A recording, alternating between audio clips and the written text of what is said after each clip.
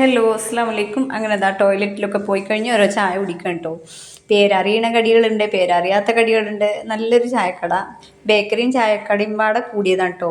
ഇവരുടെ ഈ എന്താ പറയുക, ഈ ചായ ഉണ്ടാക്കണത് കാണാൻ നല്ല രസമുണ്ടായിരുന്നു കേട്ടോ. ഒരു പ്രത്യേകത ഒരു ചായ ഉണ്ടാക്കലാണ് ഇവരുടേത്. അതിൻ്റെ ഇടയിൽ ചായ ആകുമ്പോഴത്തേനും ഞങ്ങൾ ഇവിടുന്ന് കുറച്ച് സാധനങ്ങൾ വാങ്ങി.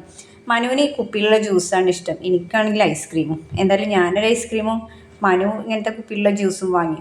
ആഷിമോനും റീനും എത്തിയിട്ടില്ല കേട്ടോ, ഒരു വേറെ വണ്ടിയിലല്ലേ. ഞങ്ങളിങ്ങനെ പറഞ്ഞു ഇങ്ങനെ ചായക്കടയിലാണ്, ഇങ്ങനെ ഈ റോഡ് സൈഡിൽ എന്നൊക്കെ പറഞ്ഞു കൊടുത്തു. ഇത് കണ്ടോ, ഞാൻ ഇത് കഴിച്ചിട്ടില്ല കേട്ടോ. ഇതൊരു ഉള്ളിവടയാണ്, നല്ല ടേസ്റ്റ് ഉണ്ടായിരുന്നു.